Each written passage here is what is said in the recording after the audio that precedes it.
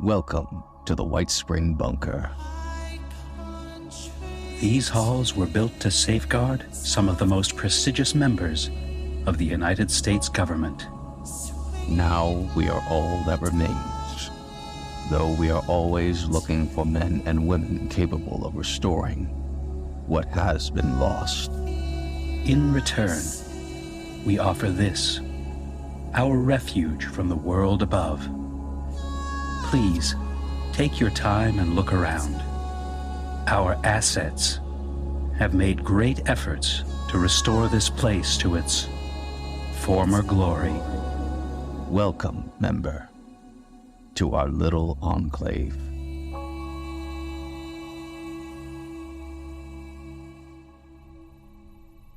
Welcome back, members. As always, I am the Operative, your designated tour guide and host here at the Whitespring. The pieces are moving across the chessboard that is Appalachia. The Brotherhood of Steel and the Overseer may be putting themselves on a collision course with the Whitespring, without understanding the true threats facing them all. The Colonel must lead her band of survivors back to the resort, putting their lives in the hands of their new allies, the mole miners. But now the Colonel walks a treacherous path with an uncertain future. Team Cryptid finds itself facing an even greater danger deep within the mines of Monongah, while the residents of Vault Town discover unlikely allies on their doorstep. While Trader Red and her companions continue their hike south, hunters are now hot on the trail of the rarest cryptid. But who is the predator, and who is the prey?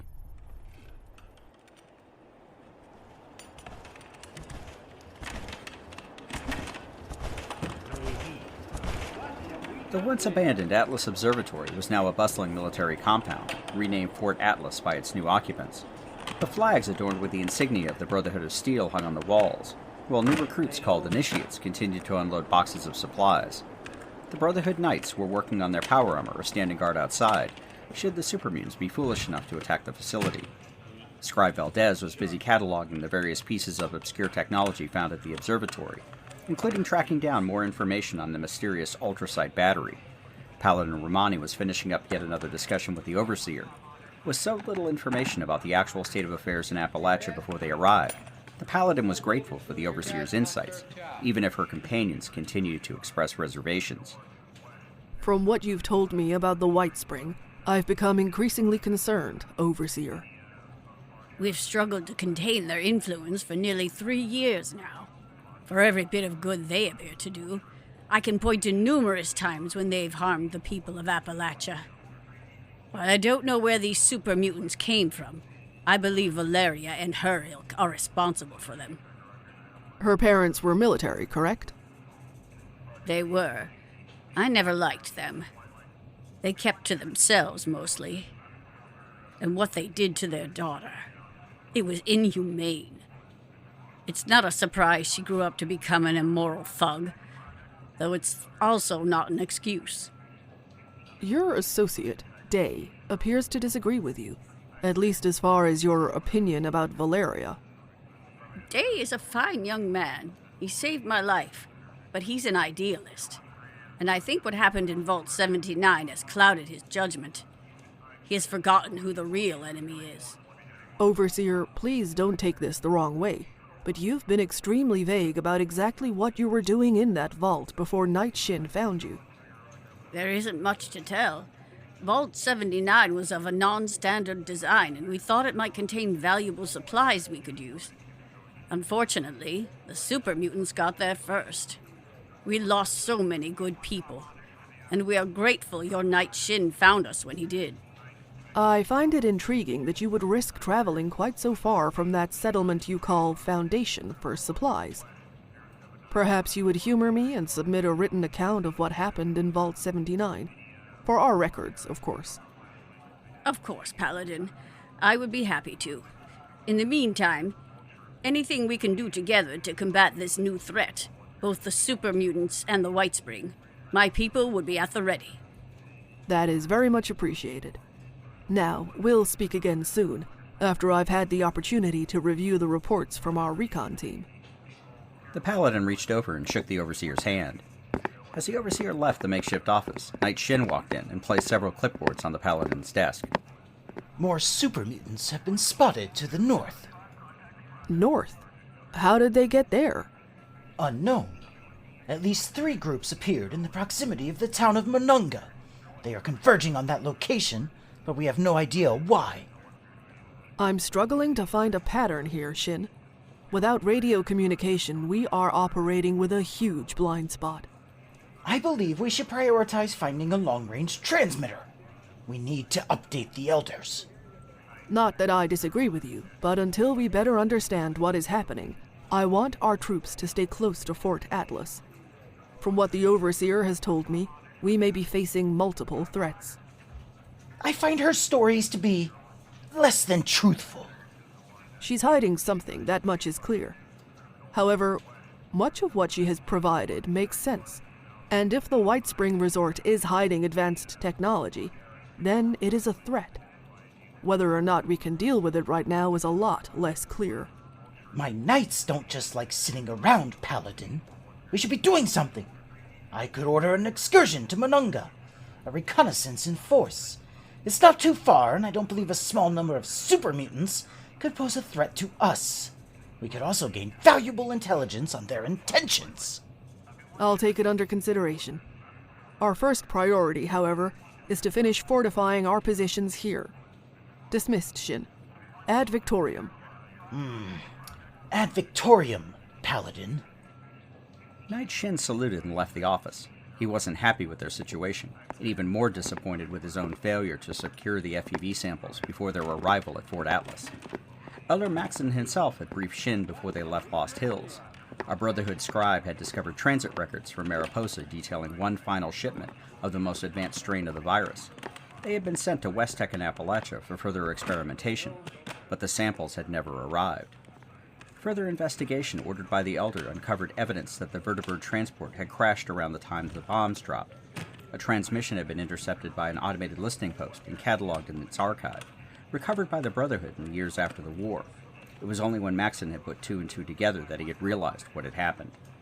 Lucky for the Elder, the transit documents also included the transponder code for the FEV shipment. The crate, powered by a small fusion core, would transmit a location signal for decades, and it was easy to build a locator device, which Elder Maxon had given to Knight Shin. Mariposa and the Elder had a history, a very dark one, which had been the catalyst for Captain Roger Maxon to mutiny and ultimately form the Brotherhood in the aftermath of the Great War. This was an open wound the Elder wanted closed, and he was crystal clear in his orders to Knight Shin that the location and destruction of those samples was paramount, even if it meant disobeying Paladin Romani. Now he had to uncover just who his men had clashed with in the mire, and where they had taken the FEV samples. Unfortunately, he had very little to go on, but that had never stopped him before, and although he would go along with the Paladin's plans for the moment, Shin would find what he was looking for and fulfill his Elder's orders. As Knight Shin made his way back to the armory, he passed 2 of their guests. It was Day and the young woman named Jen. He was very suspicious of the woman in her Chinese stealth suit. He had finally convinced the Paladin to confiscate the technology, which had visibly upset the woman, but as long as she refused to divulge any details on where she had gotten it, the knight was happy to let her stew. He had much bigger fish to fry.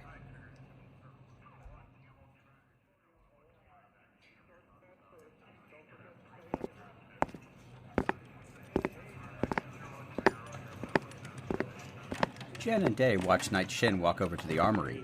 He seemed to have a perpetual scowl on his face, and he made no bones about his feelings regarding Jen and the rest of them. What an asshole. I can't believe he took my mother's stealth suit.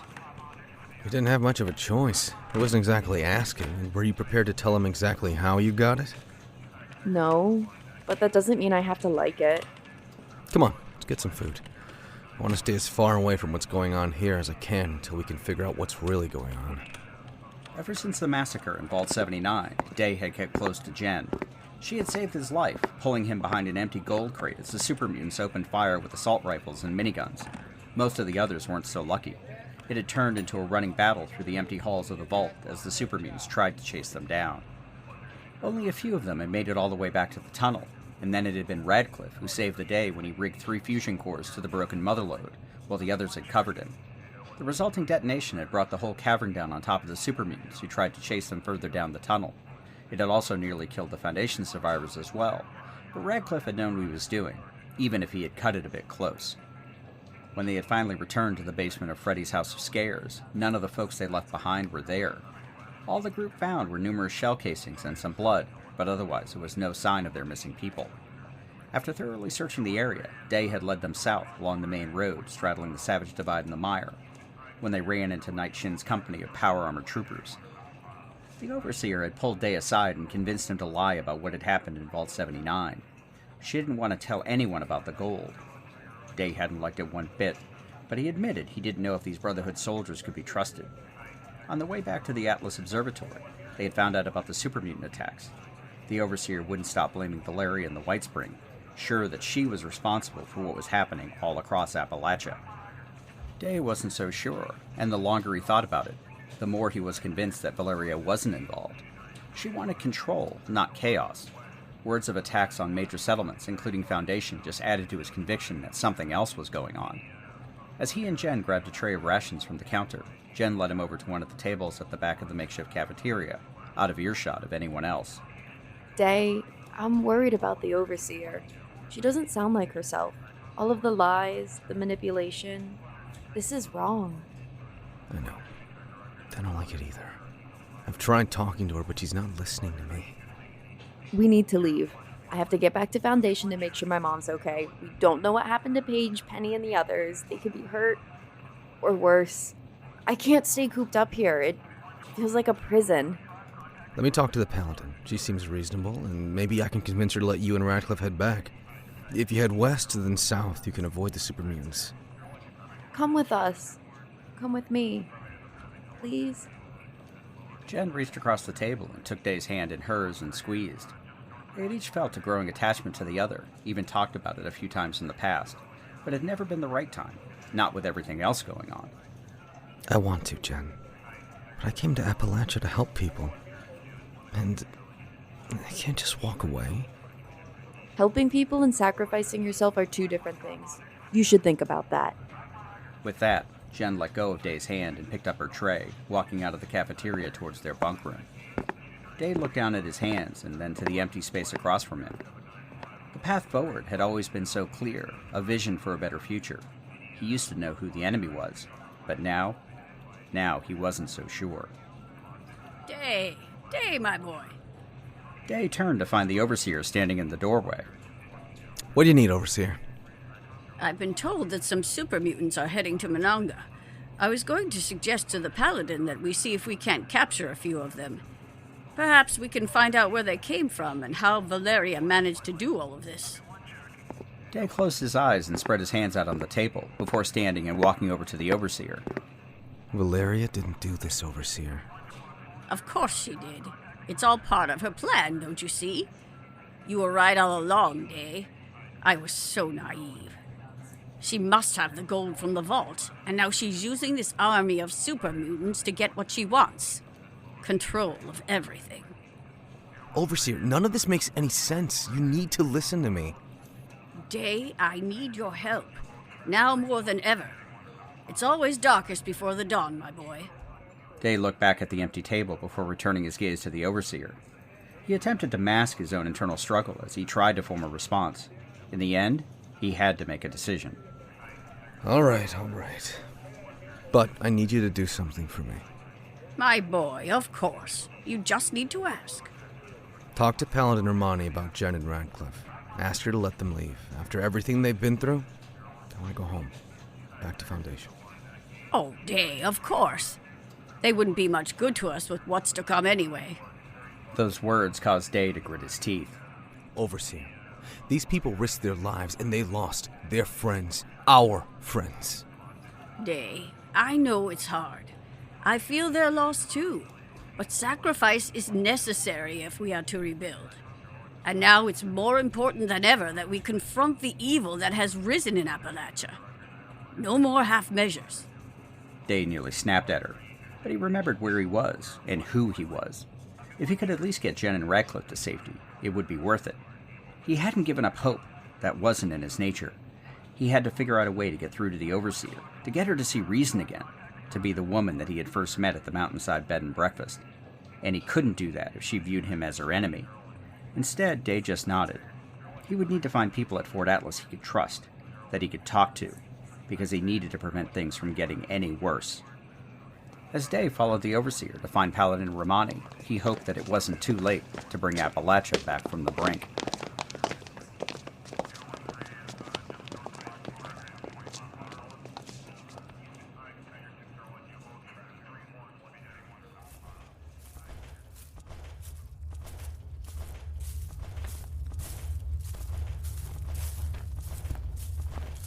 Ever since the first mine was sunk into the hills of Appalachia, the region had slowly honeycombed with man-made tunnels, first seeking coal and other vital raw materials. Then much later, those same tunnels became home to something else entirely. Through the darkened tunnels, a small group illuminated by Pip-Boys and old mine lights slowly walked south. Alright, let's take a break. Blaine, keep an eye behind us. Sullivan, Bitter, you go ahead and make sure we're still clear. Yes, ma'am. Great. More scenic tunnels to explore. Quit your yapping and start walking. He says we shouldn't break for too long. We're passing close to unfriendly territory. The Pact? That was a yes, Colonel. I almost got that. Okay, we'll keep it short. Lawson, can I talk to you? Of course, Colonel. Valeria led Private Lawson over to the side, just out of earshot of the others. We haven't had the chance to debrief, Private. It's been a little crazy, ma'am. You look exhausted. You sure you're okay? We're all tired, Private. Our first priority is getting back, then we can all get some rest. But I do have some questions for you. First, just how did you survive? We found what we thought were your remains. Honestly, it all happened so fast. The Assaultron came out of the trees, and I fired at it. Then one of the old school buses exploded, probably from the heat or the laser blasts. I was thrown up in the air, and I landed some distance away. And that's the last thing I remember before I woke up with the mole miners. We found your pack, stuffed underneath the park bench. I stashed that right before everything happened. I remembered reading that in Unstoppables number 167, in the Serpent's Lair.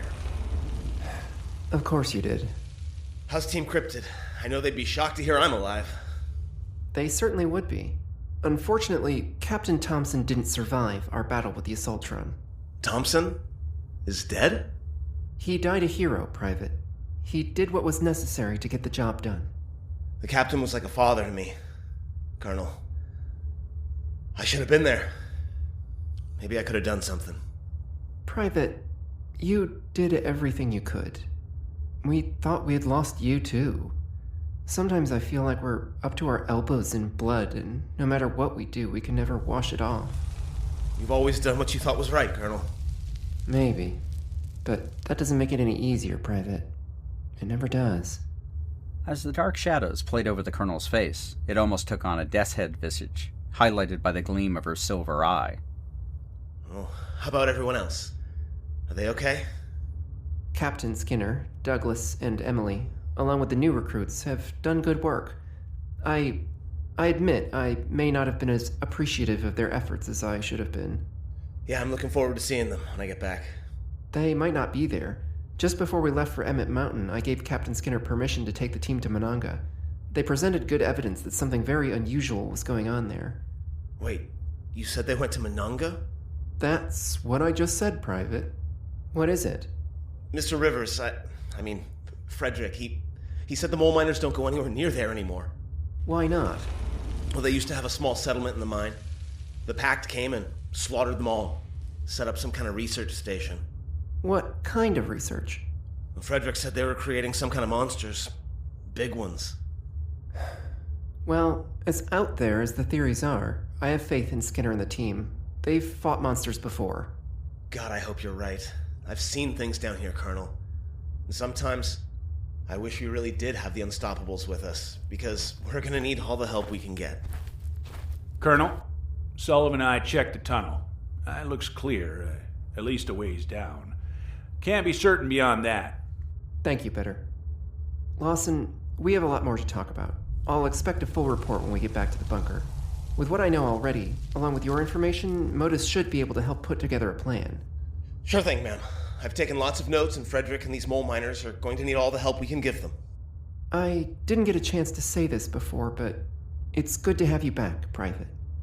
The private smiled through the burn scars on his face, saluted, and went to go to collect his pack to resume their hike through the tunnels. All right, people. I know we're all tired, but we need to keep moving. Valia, me ready, and can carry if too tired. That's okay, Graham, but thank you for the offer. Hey, big guy. I wouldn't mind a ride on your shoulders, at least for a little while. Sam, me happy for company. Please watch head, though. Graham picked up the corporal and placed her on his shoulders. It was a bit of a comical sight, but Samantha had taken a liking to the big green trader. They made an unusual pair, and seeing them, Valeria thought about Eugenie. The decision to send her away had been the right one, but her absence gnawed at Valeria, as did the thought that she might never see her again. Valeria pushed those feelings back down inside, remembering what her parents had taught her about suppressing her emotions, but the physical and mental toll of everything she had experienced was steadily breaking down her carefully crafted defenses. She brushed the dirt and dust from her armor, shouldered her combat rifle, and focused on her resolve to put one boot in front of the other until they got to the Whitespring. Their mole miner guide shuffled forward, leading from the front, mumbling to herself in her nearly incomprehensible language, while the sound of Blaine's power armor footsteps brought up the rear. The group continued down into the dark until they reached a branch in the tunnel. One section looked relatively new, the ceiling held up with fresh timber, while the other was much older. What did she say, Lawson? Lawson walked up and made a quick sign, then the mole miner repeated herself. She said we're gonna need to make a detour. A detour? All these damn tunnels look exactly alike. How does she know? Give it a rest, Sullivan. What if I could? But I'm damn tired of all this walking. We're all tired, Sullivan. Lawson, what's the problem and why the detour? Lawson made another sign to the purveyor, who responded with what sounded like a longer explanation.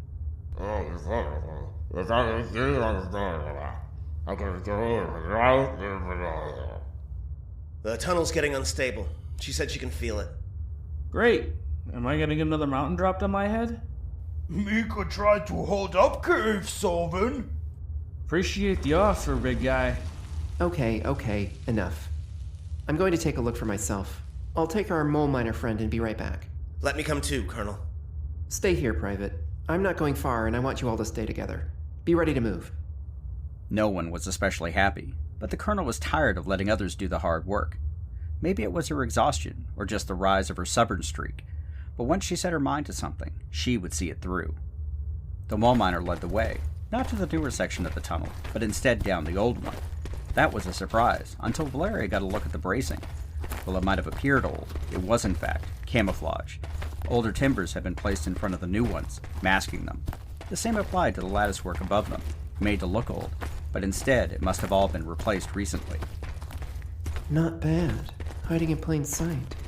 The mole miner motioned for her to follow her down the tunnel, passing two more branches heading off in different directions. As they proceeded, Valeria could feel a slight vibration in her boots. Her companion raised her gloved hand and they both stopped. She leaned down and placed her other hand on the ground. Colonel, checking in. Are you okay? We're fine, Sergeant. Our friend appears to be gauging the stability of the tunnel. We should be back shortly. Just be careful, Colonel. Valeria clicked off the radio and walked over to the mole miner. I think you can understand me, right? The mole miner turned and looked up at her. It was impossible to see through the thick lenses of her gas mask, but Valeria could feel her eyes on her. The mole miner nodded. Did your people dig these tunnels? Another nod. Impressive work. I know you're trying to be careful, but we need to get to Blackwater Mine as quickly as possible. The mole miner grunted in such a way as to remind Valeria of a parent expressing their displeasure to an annoying child. Instead of responding, the mole miner continued to walk down the tunnel, stopping every few feet and checking the floor and walls. The pair continued for another 100 feet or so down the tunnel, when the mole miner stopped suddenly and looked down at something in the dirt. Her companion pulled out her shotgun and turned around, pointing it back the way they came. Valeria knelt down to examine what the mole miner had seen. At first she was confused, the fatigue clouding her ability to realize what she was looking at. Then it hit her. It was a boot print. Not just one, but several. They appeared to come from the opposite direction and just stop, as if the wearers of the boots had just vanished. But they didn't just vanish, did they? The mole miner spoke in a quick mishmash of gibberish, reaching back and grabbing Valeria by the arm, attempting to pull her forward. She stumbled, then fumbled for her combat rifle. The itch between her shoulder blades returned with a vengeance, and the mole miner fired down the tunnel at something. But when Valeria looked at what it was, there wasn't anything there. Confused and struggling against exhaustion, Valeria raised her rifle and scanned from side to side, even as the mole miner fired again, nearly yelling in her strange language at her and pointing. Further down the tunnel, Valeria saw a distortion, a mirage. Before she could tell what it was, she heard the staccato pop of a silenced automatic weapon. She dove to the side as the bullets impacted on the mole miner, shattering the glass of her goggles and thudding into her chest. No. Colonel, we heard gunfire. What's going on? Colonel! Valeria rolled across the tunnel floor and snapped up her rifle, trying to get a bead on whoever had shot at her and her companion. She hesitated to fire until she had a target, but she was just about to squeeze the trigger anyway, when the sound of compressed air echoed off the rock walls. Feeling a hot burning sensation in her neck, Valeria reached up and found a dart sticking out of her skin. She grabbed it and threw it to the ground, nearly falling over as she felt an icy chill start spreading through her body. From down the tunnel, the visual distortions she had glimpsed before suddenly returned, only to reveal themselves to be individuals wearing some kind of scout armor. The paint seemed to change color as the wearers moved, mimicking the background, making them appear to fade in and out of existence. Somewhere in the back of her mind, Valeria remembered her father saying something about chameleon armor, but it was getting so hard to think as her brain got foggy and her limbs felt as though they weighed a ton each. The 4 individuals, each one now clearly visible as they stepped out into the open, carried either automatic weapons or syringers. The modified dart guns were normally used to hunt wild game, and in this case, the Colonel was the game. Valeria tried to raise her rifle again, only to have it slip from her fingers and fall to the ground at her feet. Struggling to stand, she felt dizzy and the vision in her left eye slowly faded, even as her right robotic eye provided a clear image of the one soldier stepping forward.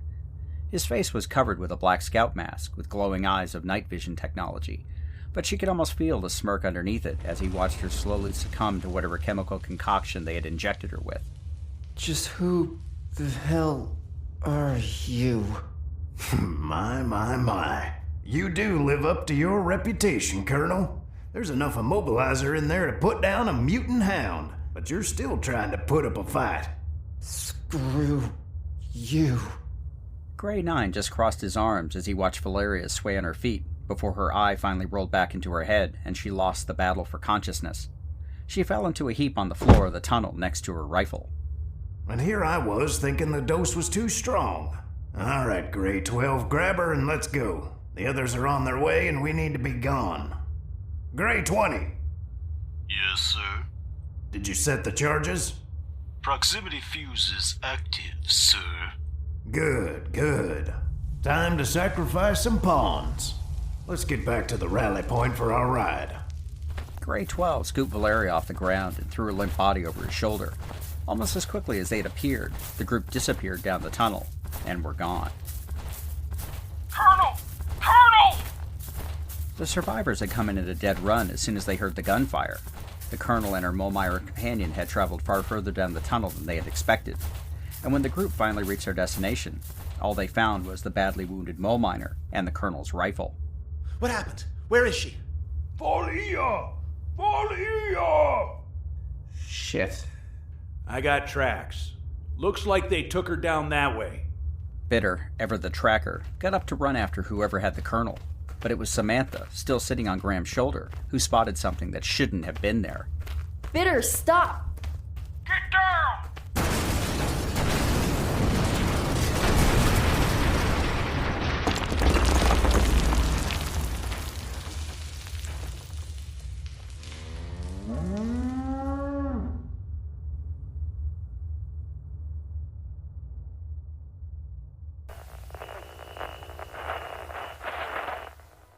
Once upon a time, 27 years after the bombs fell, there were 2 people, a vault dweller and a California girl. They met, and sparks flew. That's when things got interesting. Once Upon a Wasteland is their story. Follow Elizabeth Kirby and Odessa Valdez as they pursue their happily ever after in the post-apocalyptic Appalachian wasteland of Fallout 76. Available on Spotify, Apple Podcasts, Stitcher, and many other podcasting platforms. Once Upon a Wasteland, a Fallout 76 love story, available now.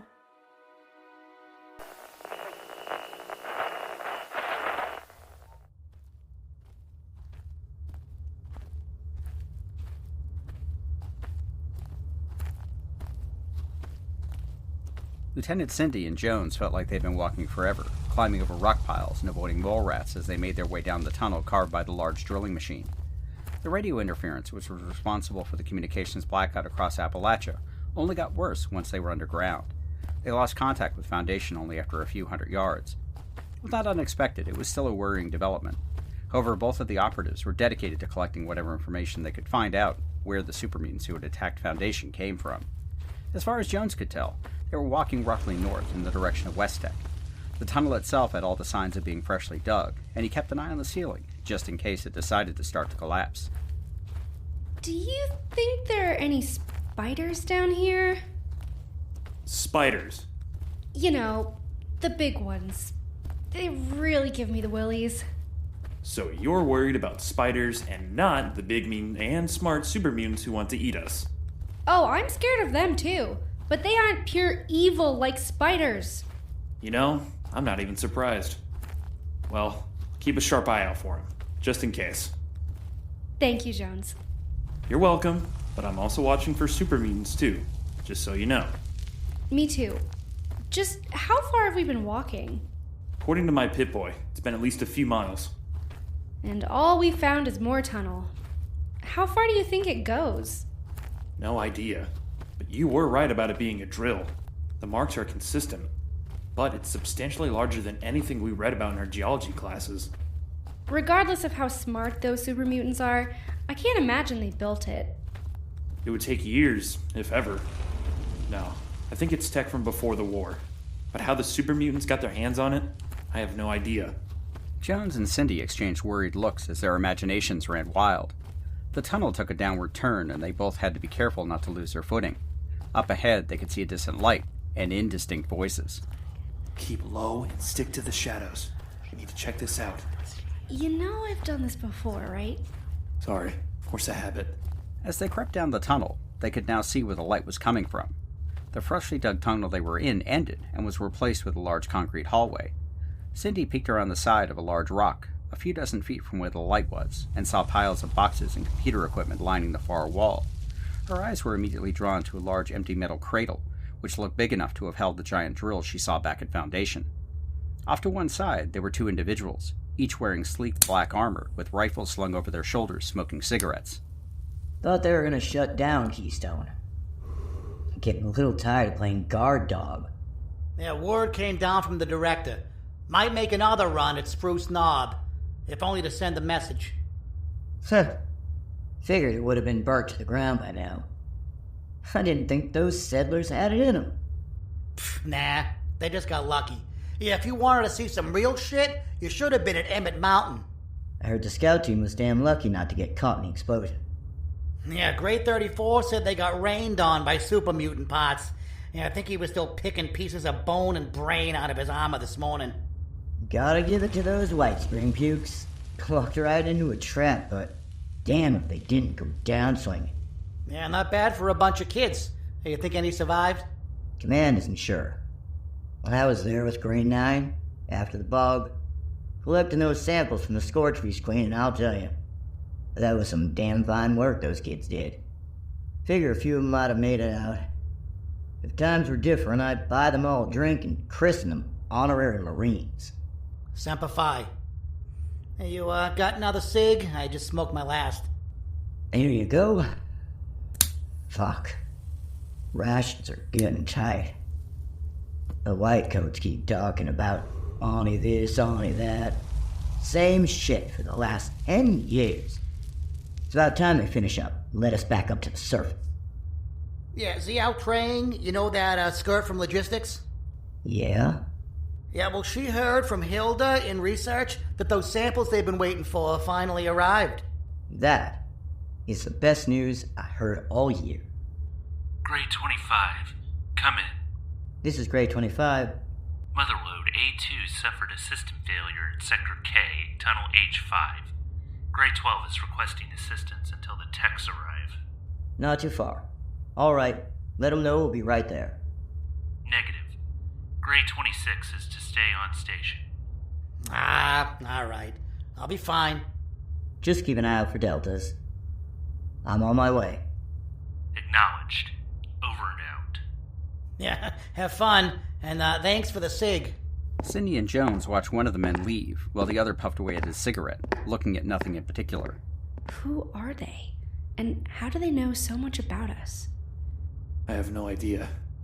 Maybe we should ask. Are you thinking what I think you're thinking?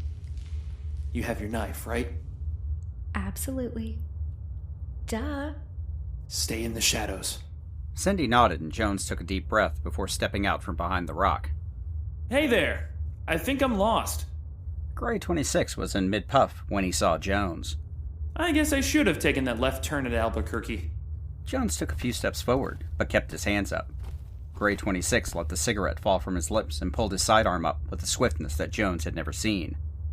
Hold it right there. Who are you and what are you doing here? Funny. I was about to ask you the same question. Grey 26 took several steps forward himself, keeping the pistol aimed directly at Jones. Last chance. Who are you and what are you doing here? Jones just smiled as he saw Cindy emerge out of the shadows. Her knife was at Grey 26's throat before he could react. Amanda had taught the young lieutenant a thing or two about being sneaky, and combined with the lessons Lilith had given her, Cindy was extremely dangerous in her own right. We'll be the ones asking the questions, thank you. Drop the gun. Grey 26 didn't tense, didn't even blink. With an inhuman swiftness, he slammed his elbow into Cindy's stomach, knocking the breath out of her. Jones threw himself to the side, reaching for his own pistol as his opponent pulled the trigger, the bullet passing just by Jones's head. Even as Cindy crumbled, fighting her own nervous system for breath, she lashed out with her knife, sinking it deep into the man's thigh. But other than a soft grunt of pain and a very slight decrease in his speed as he spun to level his pistol at Cindy, he seemed unimpaired. She had barely hit the ground as he aimed precisely at her neck and tightened his finger on the trigger. The sound of a gunshot was loud in the tunnel, and Cindy stared for a moment in shock at the man who just killed her. She was surprised. It barely even hurt. By the time she realized it didn't hurt at all, and was struggling to make sense of that, Cindy saw Grey 26 drop his gun and fall to the floor, revealing a smoking bullet hole in the back of his head. Jones slowly rose to his feet behind him, holding his own pistol. Damn it. Can't question a dead guy. Better him than me. Thank you, Jones. Jones walked over and helped Cindy to her feet. I hope no one heard that. Look around while I hide the body, okay? Cindy nodded and went over to the crates and computer terminals. Jones grabbed Grey 26 by his shoulders and dragged the body back behind a big rock.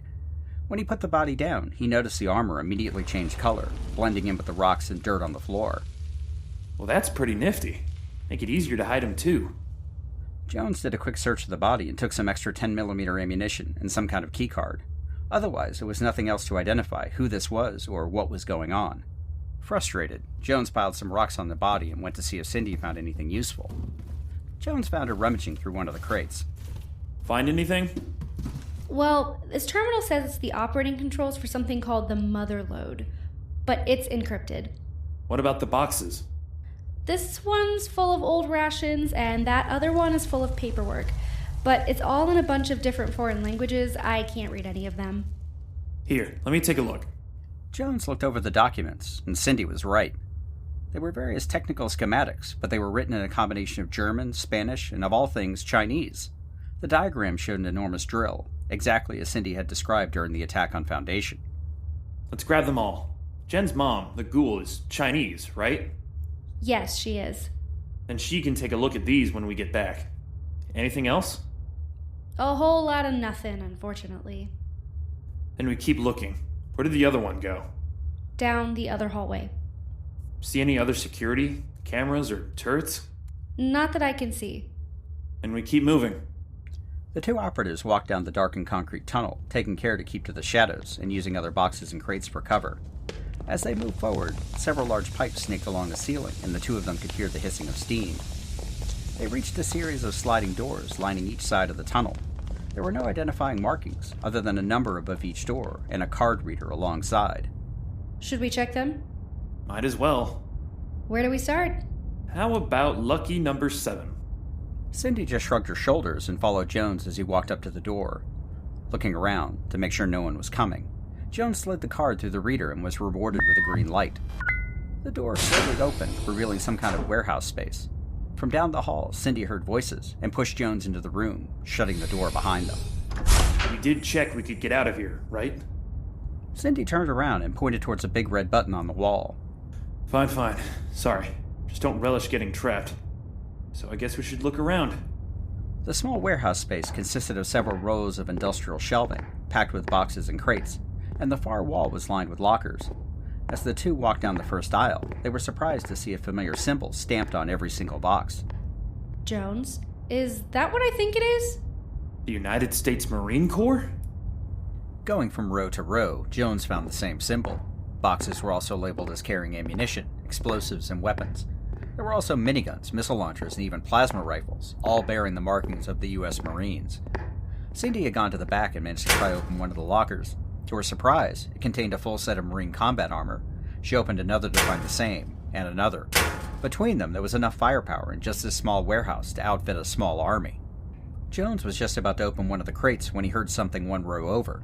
He saw Cindy out of the corner of his eye, still investigating the lockers, so he pulled out his pistol and slowly crept to the end of the shelving.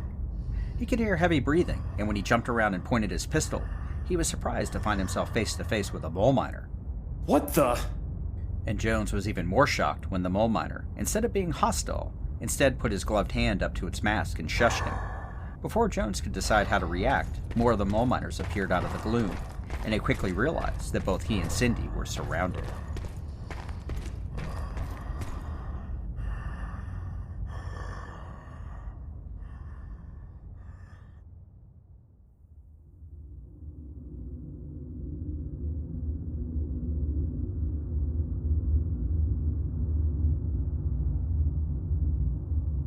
To many, there is nothing more terrifying than being trapped in an enclosed space.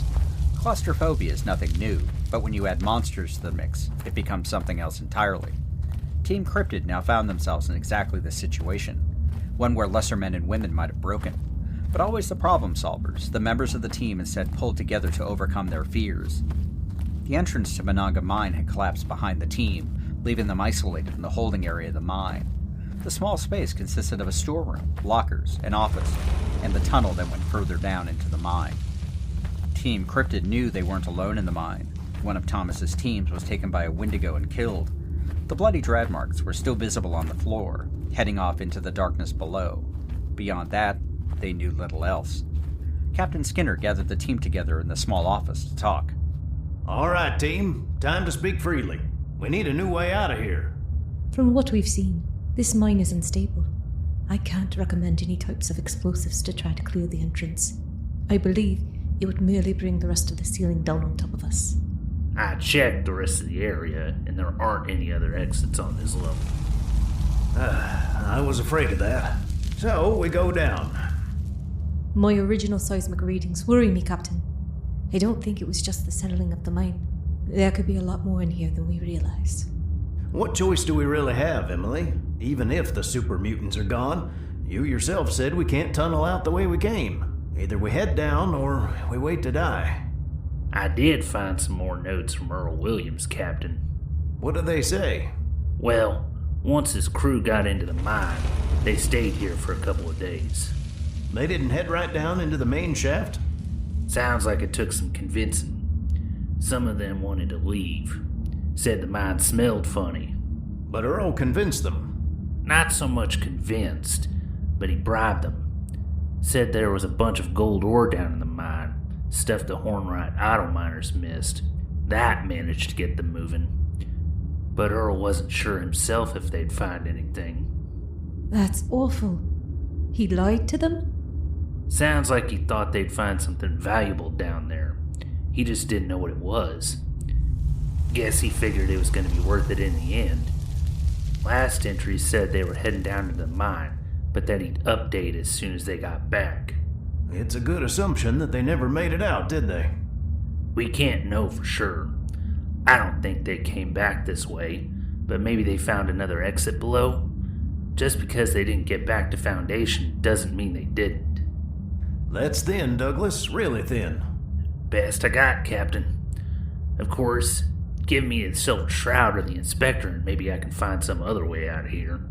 Now that you mention it, I wouldn't mind if the Unstoppable showed up.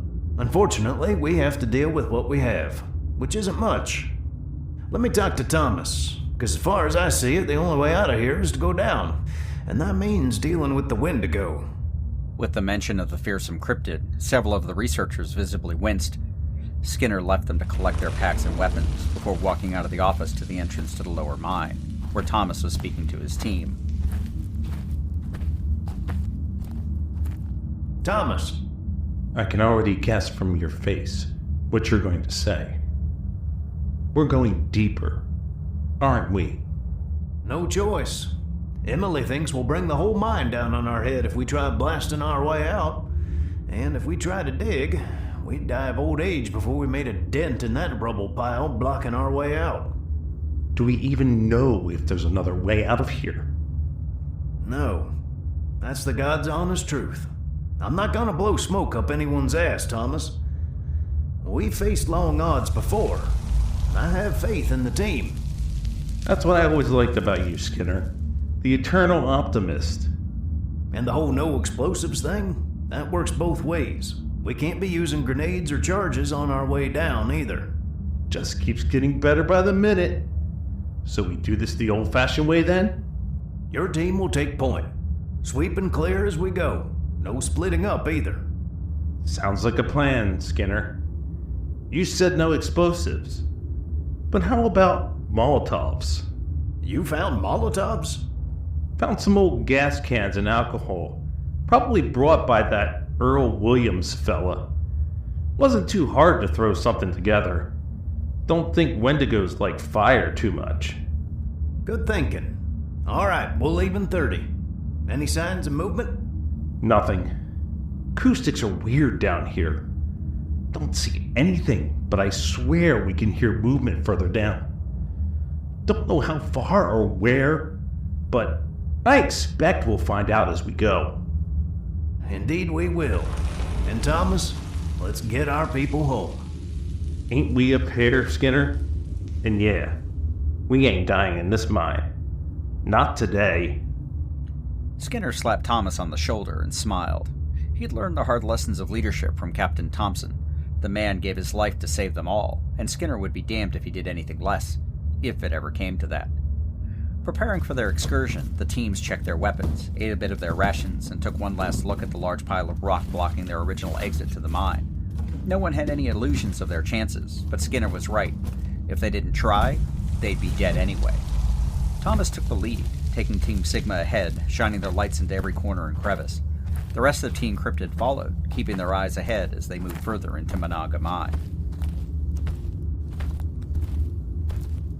Damn. How far down does this go? All the way to the bottom, Douglas. Ha ha. Very funny, Emily.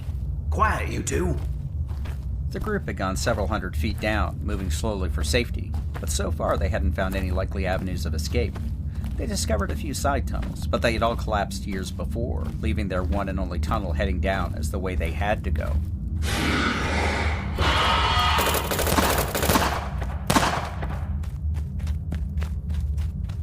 Skinner ran forward to find Thomas standing at a fork in the tunnel, with a smoking rifle in his hands. Damn thing jumped right out of the wall. Not 2 feet in front of the captain lay a dead Wendigo, its claws still outstretched and its mouth twisted in a snarl, with glowing green blood leaking from multiple bullet wounds. You okay? Almost didn't see it. Blended right into the rock.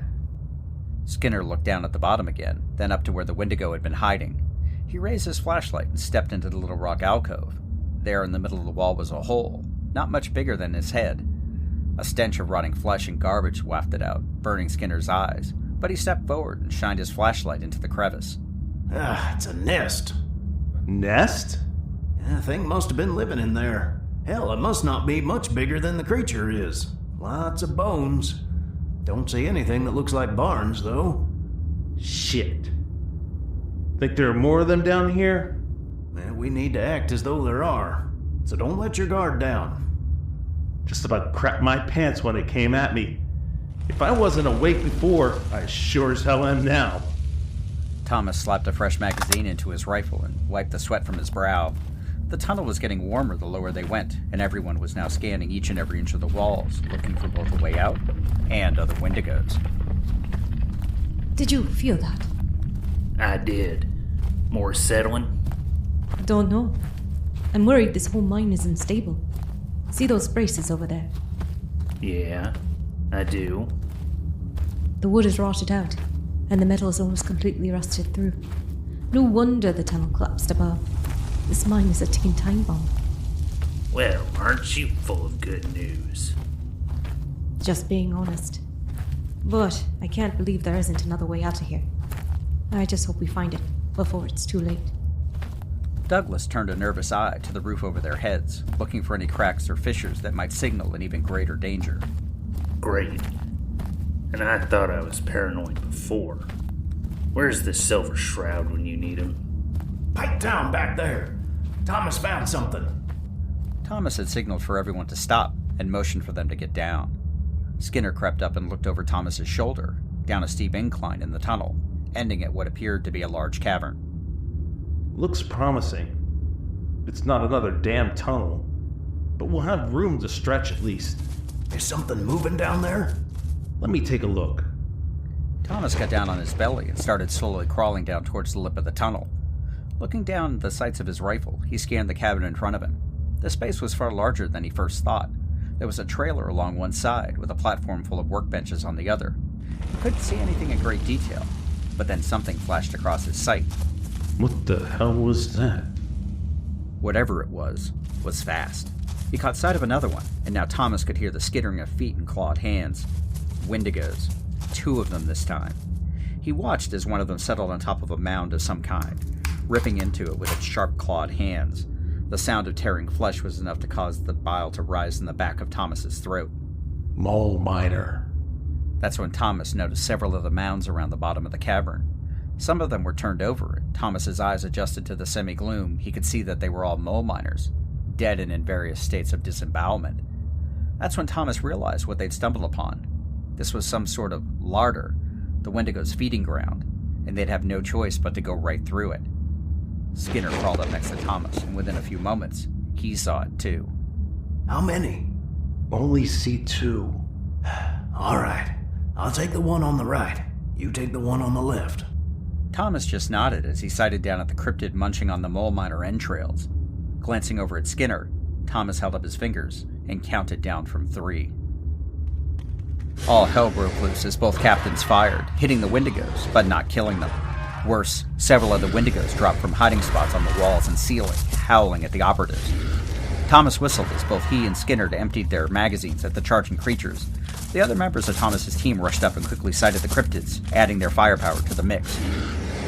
The sound of gunfire was deafening in the enclosed mine, intermixed with the screams of the Wendigos. The creatures could lose an arm or a leg, and they just kept coming, reaching up the incline to where Team Cryptid was making their stand.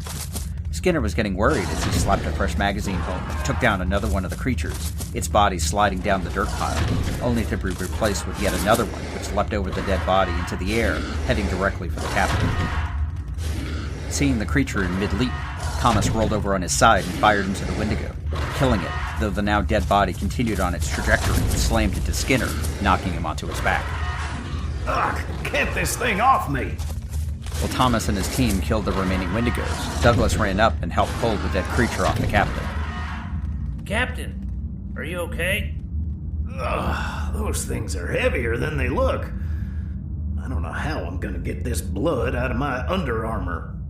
That should be it. They aren't easy to kill, but at least they didn't have any place to hide. I'll take whatever advantage we can get. Would you look at this thing? Skin and bones, but more than capable of killing and eating for days. Douglas wiped his hands off on his armor, staining them too with the creature's glowing blood. He leaned down to get a better look at the thing. Immediately, he saw something different. Hey, take a look at this. What is it, Douglas? It's still got the remnants of clothes. At least I think. Looks like the same worker outfits that the Foundation folks wear. Foundation? Wait, you don't think... We always figured Wendigos used to be humans. like ghouls. These may be Earl Williams' men. Poor souls. Wait a second. What's that? On its ear? Huh, it's a tag. Ugh. All right, did not expect its whole ear to come off. Now I need to wash my hands. Again. What's a tag doing on a Wendigo? No idea, but I recognize this logo. It's Arctos Pharma. Arctos Pharma? The pre-war company? Exactly. This tag is new, or at least fairly new, and look at this number on the back. W542B. Hold on, check those other bodies. Team Cryptid spread out and examined all the dead Wendigos. Sure enough, each and every one of them had their own tag. To add even more mystery, at least 5 of the numbers were sequential. Like they were part of a batch. What was that, Skinner? A batch. These are tracking tags. Back before the war, I used to work at the ranger station down by Watoga. For catch and release, we used tags almost exactly like these. What? Who would be tagging Wendigos? And why? That's a real good question. Arctos Pharma's long gone. But who the hell knows what happened to all those scientists after the bombs dropped? I got a weird feeling about this. Team, I want this cavern covered, top to bottom. Collect anything and everything that looks out of place, and see if there's a way out of here. Not sure why we don't just look for the exit. Because we're Team Cryptid, Douglas. Nothing about Monongah adds up. Not the town, not the mine, and not these Wendigos. We'll get out of here, but I have a feeling that we need to find out what happened here. Then I suggest we hurry. The structural integrity of this whole mine is suspect. Not a moment to lose, then. All right, people, keep an eye out for any more Wendigos, but get to work. Team Cryptid moved with a purpose and fanned out into the large cavern. In the past, it must have served as some kind of staging area. As Skinner watched his team begin their investigation, he took in his surroundings. The single tunnel they come down was in behind them, while in front were the trailers, and of course, the bodies. As the team moved along, their flashlights illuminated at least 24 dead mole miners. Despite the size of the space, Skinner felt the walls slowly closing in on them. Despite his outward display of optimism, he fully recognized the likelihood that none of them were going to escape. Giving his team something to do, in this case investigating the cavern, served 2 purposes. First, he was legitimately curious about the Wendigos, but second, it gave everyone something to concentrate on. Keeping them all busy, more than anything else, at least kept their minds off of their current situation. Skinner walked over to the pile of Wendigo bodies and knelt down beside them. He'd seen specimens up close in their lab, and unlike ghouls, Wendigos seemed to maintain at least some measure of their former human intelligence, though their actions were primarily driven by an insatiable hunger for flesh. Mostly skin and bones, their skeletal bodies still belied an incredible strength and dexterity, and Skinner was surprised the Colonel had been able to survive her own encounters with the creatures in the past. Of course. If anyone could take down a Wendigo by herself, it'd be the Colonel. And, well, Lilith. The Colonel bore her scars as well. Skinner remembered seeing her walk through the halls of the bunker a few weeks after the incident at the Atlas Observatory. The scars on her face had still been deep and angry red, only half hidden by the eye patch which covered the ruin of her right eye. It hadn't been pretty, but the Colonel hadn't let that stop her. It wasn't the claws or jagged teeth that bothered Skinner, but the clothes. Most Wendigos had long since lost whatever they'd been wearing, but this one and a few of the others still had remnants of Foundation worker outfits, including torn shirts and pants. Earl and his crew hadn't left the mine. They had become part of it. Skinner picked through the bodies to see if he could find anything that might point to what had happened, but he came away empty-handed. He was deep in thought when Douglas came jogging up. Captain, Earl Williams was here. Figured as much. Any idea what happened? I found some notes he left in the trailer. The whole crew's getting ready to head down the main mine shaft. That's it? The last part of the note said they felt some crazy earthquake and thought the mine was going to collapse. Earl figured it was now or never. At least, that's what he wrote. They were heading to the main shaft. The last part of his message is to Maggie, his daughter at Foundation. Guess that means there's another way down. If it goes into the main area of the mine, That should connect to the other shafts and get us out of here. Better than nothing, I guess. Skinner left the Wendigo bodies and walked down to the center of the cavern. It wasn't long before the team reconvened in one of the old trailers. As the captain suspected, the only way out was the large shaft on the back wall. A previous cave-in had been cleared and frayed ropes were still tied to the debris, leading down into the darkness. Skinner leaned over the edge and shined his flashlight into the shaft.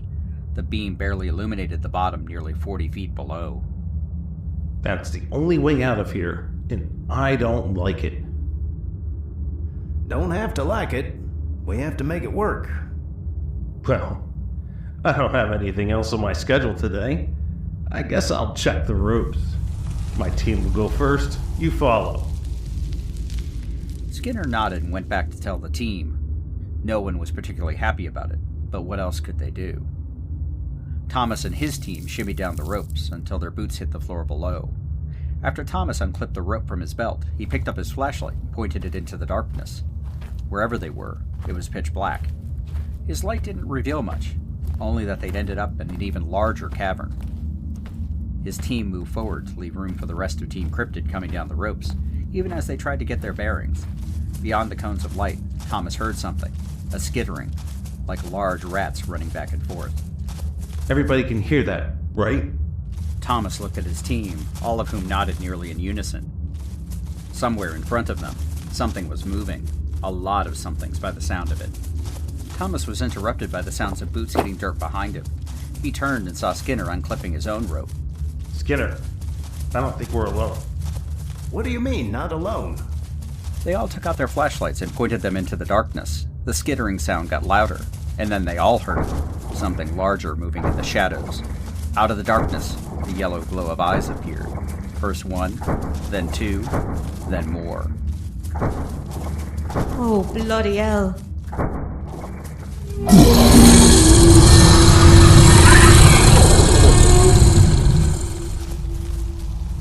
Run! Run! For God's sakes, run, you fools!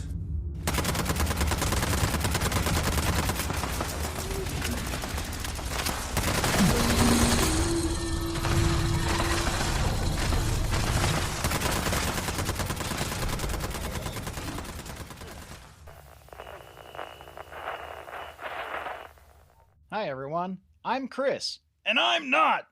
We're not doing that routine right now. We're trying to do an advertisement. Oh, fine. I'm Sir Aloysius Pernicious, the better half of the team at One Wall Comedy. Okay, I wouldn't go that far. Anyway, come check us out on YouTube. We're your #1 source for independent sketch comedy on the internet. Yeah, 'cause that's such a big market. All right, come on. Let's get out of here. I'm getting paid for this, right? Don't push your luck.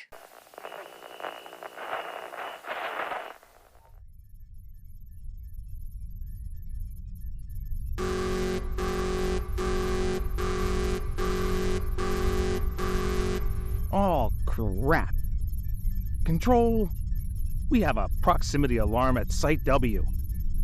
We're also showing heightened seismic activity in the area as well. Can you confirm that? It's not just another faulty sensor again? Relays and backups all confirm. All right, I've just notified Beta Lead. Expect he'll want to see for himself. Great.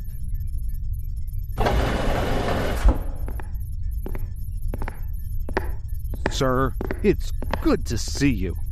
Cut the pleasantries. It's late. Are you sure Site W has been compromised? Sorry, sir. And yes, sir, the proximity alarms were tripped approximately 20 minutes ago. Heat sensors confirm at least a dozen human targets entered the incubator. Well. We've been looking for an opportunity to test Project Leviathan. It looks like we'll finally get to see what it can do. Sir, seismic activity around the site has been on the rise. We're detecting substantial instability. Damn, I told Blackburn to keep his Keystone transports away from our research sites. How bad is it? Multiple minor cave-ins, and the sublevel doesn't look good either. Losing Leviathan would be a major setback. Damn. Start prepping an extraction team. Once the creature deals with the trespassers, assuming we don't lose the entire site, it'll be necessary to transport everything over to the backup. Per the director, all available transport is still allocated the Keystone, sir. Unacceptable. Completely unacceptable. I'll speak to her myself. Leviathan is far too important to be left to die on the vine. Have the team on standby. Do you understand? Yes, sir. Good. If anything changes, you must notify me immediately. The technician watched Beta Lead storm out of the operations center. Asshole. The man was almost universally despised by the staff. Arrogant, hot-tempered, and held anyone who wasn't part of the old Arctos staff in utter contempt, he constantly complained about the lack of resources given to his pet projects. Turning his eyes back to the terminal, the technician watched as the tiny group of red dots, humans by their body temperature readings, were swarmed by the denizens of Site W. Whistling to himself, he could only imagine the terror those interlopers must be feeling, especially when they got a load of Leviathan. On his second terminal, the seismic readings weren't looking good. The site wasn't incredibly stable to begin with, being honeycombed with various mine shafts dug deep into the earth, but the transports had upset the delicate balance and could cause a catastrophic failure. All he could do was watch and wait, and wonder just how quickly Leviathan would end things.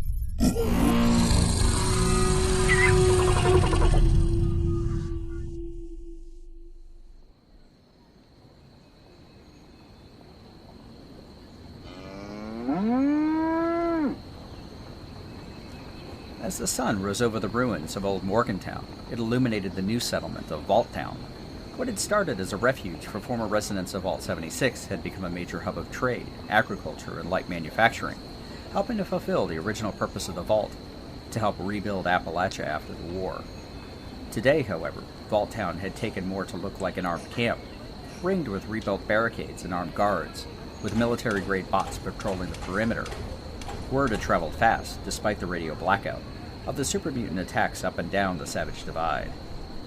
Refugees had streamed down out of the hills, carrying little more than the clothes on their back, bringing news of the hordes which killed anyone who stood in the path if they hadn't fled for their very lives. Mayor Edwards had acted swiftly and decisively, mustering the militia and setting the construction bots to build new walls around the expanded town. New Enclave Team Artemis, now cut off from communications from the bunker, had put themselves under the command of Sergeant Muller, who had pulled his T-51B power armor out of storage in defense of his new home and family. So far, Vaultown remained an oasis of stability in the midst of a chaotic Appalachia, but the residents all wondered just how long it would stay that way. Muller walked down the main street, passing the stores and small machine shops. Though business was still brisk, he could see the unease under the surface as residents cast their eyes towards the hills to the east. Never one to sit back, Muller had put together a small team of experienced men and women to head north and check out Brotherhood of Steel. The old factory complex had been home to a large group of super mutants. Unlike the others, these mutants had mostly stayed to themselves.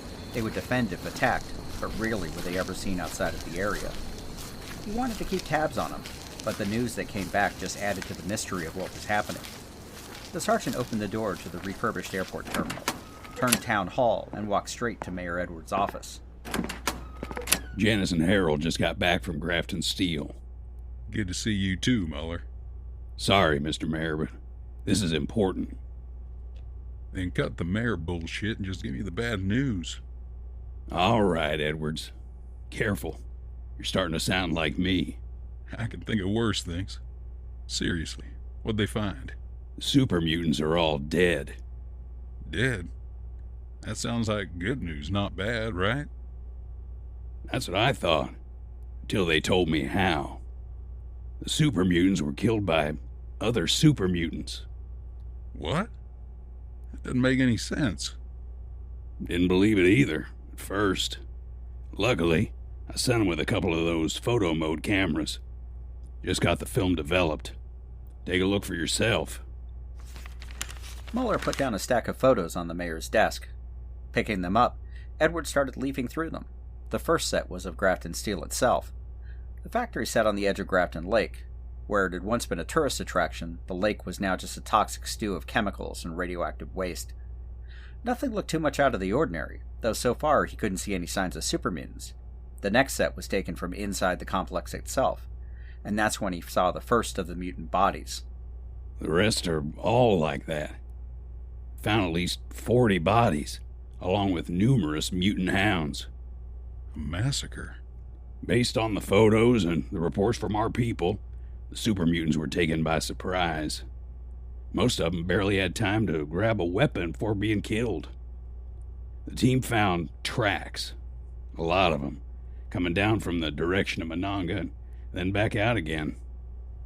Super mutant tracks? Yes. They were organized, marching single file in an attempt to hide their numbers, I believe.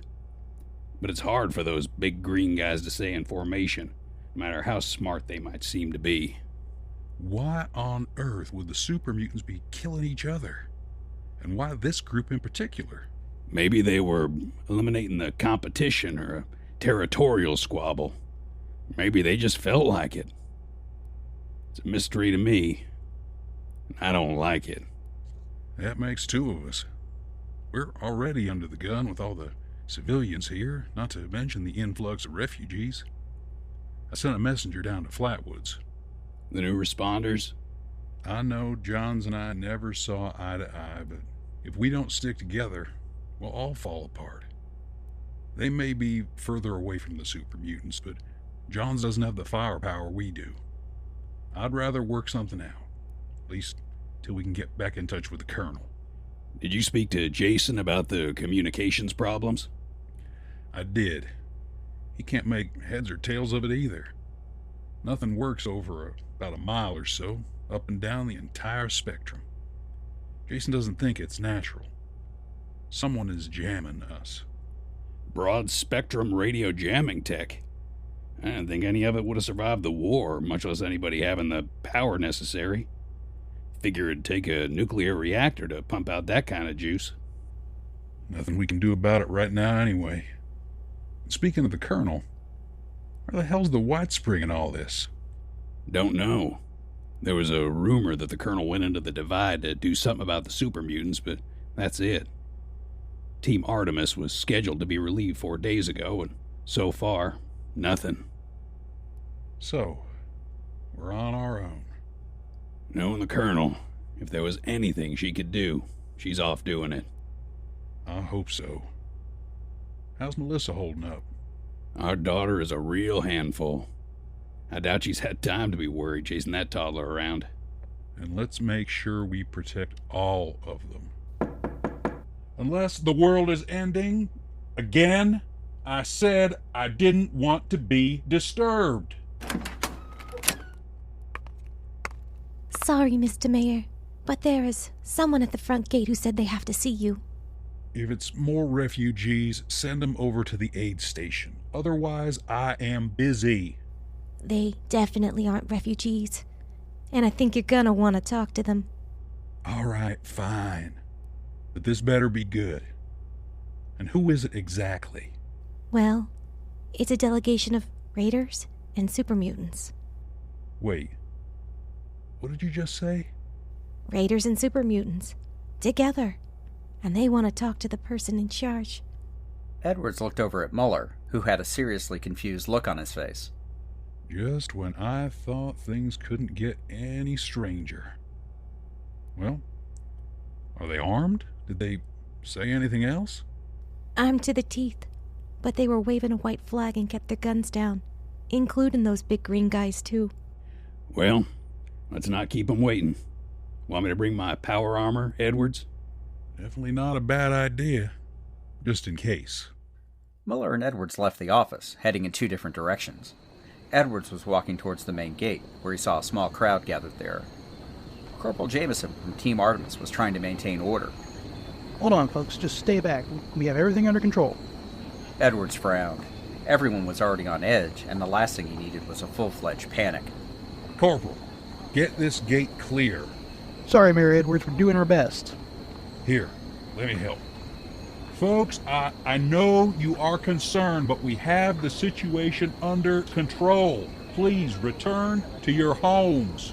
Edwards' booming voice cut through the crowd. He waded into them, greeting them by name and slowly managing to get them to turn around and leave the gate area. He shook his head. News traveled way too fast, and he needed to see just what the hell had landed in his lap before a full-scale riot broke out. Now that's done. Just what is going on, Corporal? Well, we had just changed shifts, and Donovan over there saw movement by the old train station. I was going to send someone to check it out when suddenly we saw this big white flag. And super mutants. And the Raiders? That's the real funny part. As if the super mutants weren't funny enough? Yeah, that too. But they were all walking together, kept their guns down, and said they just wanted to talk. Talk? Huh? Wanted to see the big boss or whoever was in charge. Said it was important. Mind you, the Raider, well, she's got some kind of voice box or something. About that time, Muller came stomping over in his power armor and stood next to the two. Sounds like I need to speak to them. Okay, Muller. Let's meet our mystery guests. Jameson, open the gate, but keep a sharp eye on them. I don't think it's a trick, but better to be safe than sorry. Yes, Mr. Mayor. The corporal ran over and hit the big red button that fired up the generator. Over the sound of the engine, the gate slowly creaked open. Taking a deep breath, Edwards put on a smile and walked into the open. The first thing he noticed was a group of half-dozen super mutants. They were wearing a variety of different kinds of makeshift armor, and each one held a weapon. That pointed them towards the ground. Next to them were a dozen raiders, with a young woman in front. She had short brown hair and a blinking collar around her neck. Muller stayed 3 feet behind as he and Edwards walked up to the two groups. For a few moments, they eyed each other, before the woman spoke. Kept us waiting long enough. You the one in charge around here? I'm Mayor Edwards. You all must be from Crater, right? Where else would we be from? I'm contractually obligated to call myself Weasel, and this here is Maul. The biggest of the super mutants stepped forward. If Edwards didn't know better, he could swear the mutant was wearing something akin to the Grognak costume from the Unstoppables. Me, Maul, would rather be eating humans, but brothers are sick. They try to kill us. We heard something happened to Grafton Steel. Super mutants were attacking each other. We not attack. Brothers from West Tech said they want talk. They not want talk. They say we not right and try to kill. And then what happened? Coming down Old 61, we heard the fighting at the steel mill. Didn't realize until we got there that it was mutant on mutant. Thought we were up Shirt-Forking Creek there for a minute, until Maul and his crew showed up from Grafton Dam. We tried to save brothers, but it was too late. So humans decided to help, not eat. Good thing they did. Those manufacturers, mother forkers, were smart. Too smart. We barely made it across the dam and expected they'd be right on our ash, but they didn't follow. Why not? No idea. But we heard this big gumball, humble, loud forking noise behind the steel mill. Then all the other super mutants were gone. So that left us there with Maul. Me like we sell. She talk funny.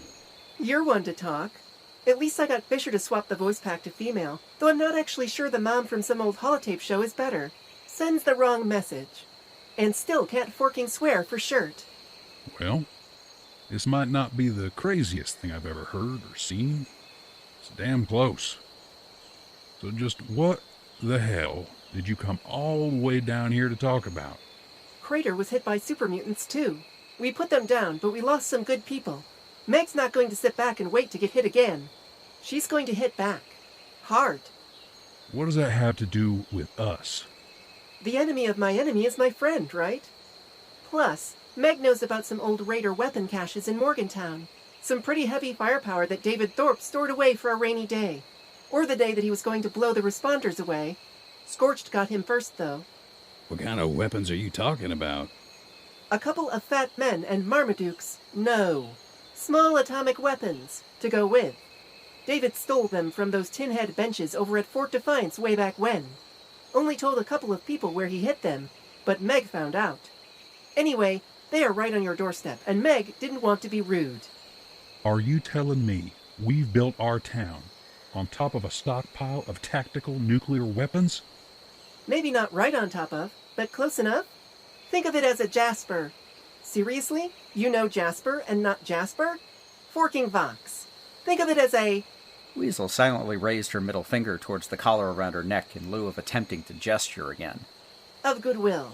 I know you are not very fond of us, just like we are not fond of you. But unless we all want to end up as mutant chow, might be time to bury those forking hatchets in someone else's face. What about you, Maul? Me not hungry. I meant the working together part. Oh, me understand.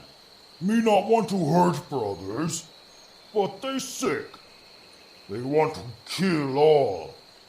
Me no promise never eat humans ever, but will help now. All right. Give us a minute, okay? Don't take too long, Mr. Mayonnaise. Mayonnaise? You know what? I'm leaving that one. Edwards and Muller walked back towards the gate and spoke in hushed tones. So? What do you think? Any other day, I'd say it's a trick, but... I was thinking the same thing. Everything going on, can we really say no to an offer of help? You trust Meg? She's not your typical raider. I think it's a sincere offer. And if they got attacked too, well, that's hell and gone from West Tech. And if they can get that far north, we're facing the same threat. And the super mutants? That's where I might actually have gone crazy. You ever met one up close that didn't immediately try to kill you? Can't say that I have. Me neither. Hell, we used to think ghouls were all going to kill us too, right? Now we got one on the town council. Good point. But the residents might not see it that way this time around. The enemy of my enemy is my friend. Words to live by in Appalachia right now. This isn't gonna be easy. But let me handle the folks. And that's why you're the mayor. Okay, I'll back you on this. And keeping my fingers crossed we're making the right decision. Me too, Sergeant. Me too. Edwards took another deep breath and practiced his best smile before turning around and walking back to where Weasel and Maul were standing. He held out his hand to both of them. Welcome to Vault Town. It doesn't.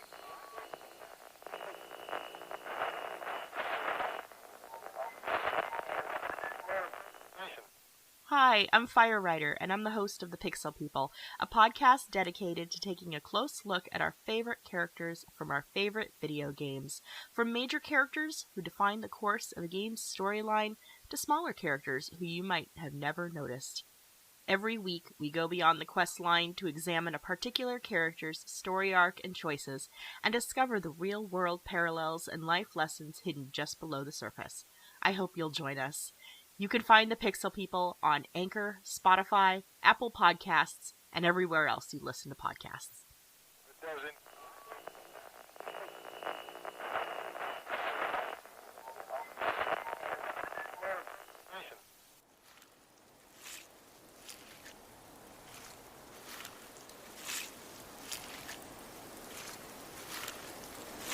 Shit, Cyrus. Can we get out of the damn rain now? Why don't you just shut your mouth, Violet? We'll stop when I say we stop. Fuck you. We've been non-stop for days. Me and the boys ain't bots. At least bots wouldn't complain so damn much. We're getting paid a fortune for this job, and if you don't want to be mutant chow, I suggest you stick to the program. Got it? Whatever you say, boss. Whatever you say. Cyrus swore under his breath and pulled his old field jacket tighter against the rain and wind. Violet wasn't wrong. They'd been going hard ever since they left Big Bend Tunnel. Despite Vinny's assurances, Cyrus wasn't going to take any chances with the super mutants and wanted to get as far north as he possibly could. But so far, the trails laid out on the map allowed them to get around the mutants with no problem. Right before they left, Vinny passed along a final bit of information. He said a little birdie gave him a place to start, one of the cult compounds up north. Cyrus wasn't a fan of dealing with the cult. He'd seen what they did to trespassers, and he wasn't about to end up as the next sacrifice on their altar. However, he didn't need to get too close to pick up the pheromone trail. Just close enough. When the rain finally stopped, the crew found themselves just east of Sugar Grove. They'd heard some mutant hounds in the distance, but didn't see any evidence of other super mutant activity. It was beginning to get dark, so they went looking for a safe place to camp for the night. Cyrus found a spot overlooking the old government facility, hidden amongst the rocks along the cliff face. As the gang settled down for the night, Cyrus reached into his pack and pulled out the folder that Vinny had given him. Still not convinced you're real, Antlers. But if you are, I'm going to find you.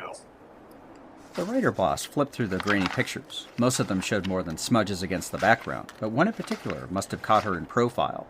The silhouette was pretty clear, if not very detailed. It showed the rough outline of a woman with light-colored hair and antlers. Not entirely convincing, but then again, he'd seen more than his fair share of strange things in the wasteland. The scanned information in the folder just said she was fast, strong, and agile, also warning that she could smell things from long distances, which meant they would have to keep her upwind for when they approached her. The write-up suggested that she didn't like guns and might even be unarmed. Again, not a lot to go on, but it was enough. Cyrus had already begun to form a plan in his head on how to track her, and another plan to catch her. As he returned the folder to his pack, Cyrus sat back with his crew and grabbed a bottle of bourbon. Once they reached the general location of their quarry, it was going to be all business, so he was going to booze it up while he could. Their little party lasted well into the night before the crew finally fell back into their bedrolls in a drunken stupor. They'd go hard again tomorrow, but for now, silence returned to their little slice of the Savage Divide.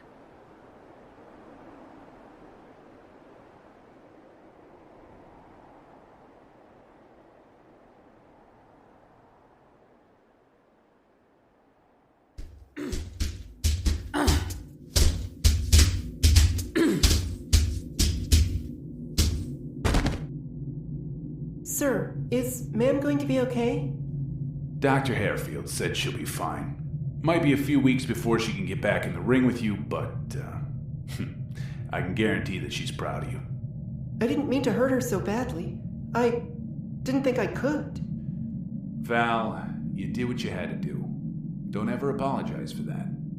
It could just have easily been you in the medical bay, not your mother. I know, sir, but I still feel bad. You'll get over it, Val. Out there in Appalachia, you're not going to have the luxury of pity or remorse. When you make the hard decisions, people are going to get hurt, and people will probably die. Did I ever tell you about my last mission in Montreal? You haven't, sir. We were running a counterinsurgency operation against a group calling themselves the Red Storm. They had been attacking lumber shipments and military supply convoys, and we needed to stop them. Sir, what happened? They were good, real good. The more we chased them, the harder they were to find. We tried arresting the families of suspected members, even executing a few of them when they resisted. But it still didn't flush them out of hiding. Command expected results, so I had to take drastic action. What did you do, sir? I set a trap. I sent one of our platoons out as part of a supply convoy, loaded with arms and ammunition that I suspected the Red Storm would find too tempting not to attack. And I was right. They hit the convoy right on schedule. I knew the Red Storm would fade back into the hills if they even smelled a trap. So I made sure to block all communications from our men. No one was coming to save them. Now, instead, I had a squadron of Hellion fighter bombers standing by. I won't lie, Val. Part of me regretted what I had to do, but you had to see the big picture. The squadron came in low, out of the west.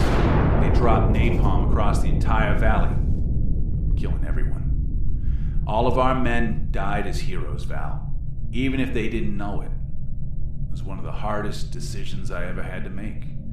But I'd do it again, in a heartbeat. The ends always justify the means, Val, and I would do whatever it took to protect our country. I think I understand, sir. Good.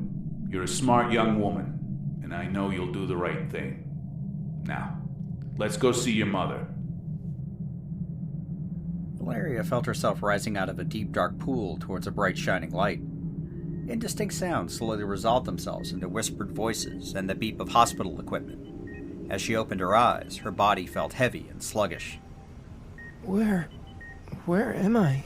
As her eyes adjusted to the light, Valeria found herself in a sterile room populated by a bed, a small bureau, and a single chair, wearing a hospital gown and her arms held down by straps. The hushed voices she heard were coming from an open door, but she couldn't see anyone on the other side.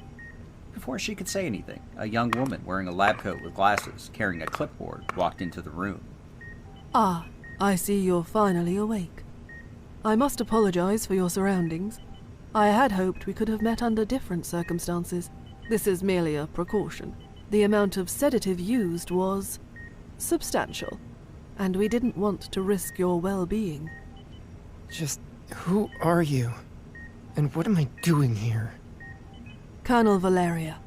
I am Director Evelyn Hornwright, Head of Research and Development. Welcome to the Pact. We would like to discuss your future.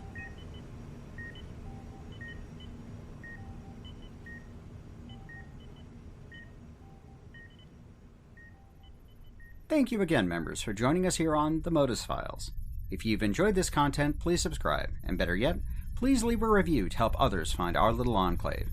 You can also follow us on our various social media accounts, including Twitter, Instagram, and Blue Sky, at Modus Files or at Modus Files Podcast, for more information about our story, Fallout 76 content, and random musings on the Enclave. I'd also like to thank our cast, Pandora Beatrix as Colonel Valeria Faustina, Young Valeria and Weasel, Chrissy Williams as Researcher Emily and the Vault Town Secretary, Maria Cheshire as Lieutenant Cindy, Chris Smith from One Wall Comedy as Knight Shin, Graham, Sergeant Blaine, Gray 20, and Maul, Austin Rogers as Lieutenant Jones, Jessica Starr as Beta Control, Winnie Novosensky as the Overseer, Ryan Negrin as Day, Rob Cunningham as Private Lawson, Murmiger and the Mole Miners, DJ Reed as Captain Thomas and the Technician, Josh Smith as Captain Skinner and Gray 9, Eric Gold as Private Douglas and Gray Commander, Tim Young as Sullivan, Kirsty Harrison as Paladin Romani and Director Evelyn Hornwright, Dr. Mark Harsworth as Bitter and Albert Faustina, Casual in a Corset as Jen and Corporal Samantha, Phobos as Beta Lead, Malcolm Reynolds as Gray 25, Ray O'Hare as Gray 26, Aaron Atherton as Corporal Jamison, Steve Lundberg as Raider Boss Cyrus, Amanda Lee as Raider Violet, and Brad Williams as Mayor Edwards, Sergeant Muller, and the voice of Modus. As our third season continues, we'd like to give a huge shout out to our fellow creators, the Chad Podcast, Tapes from the Waste, Once Upon a Wasteland, and the hosts of artists who continue to provide us with the wonderful artwork you can find on our website. And a very special thank you to Nobody, our very first commissioned artist, who is working on updated portraits of our main cast. Stay tuned for our next episode, The Pact. Lastly, thank you to all of our subscribers and supporters. God bless the Enclave, and God bless America. Members, we look forward to your next visit to our little enclave.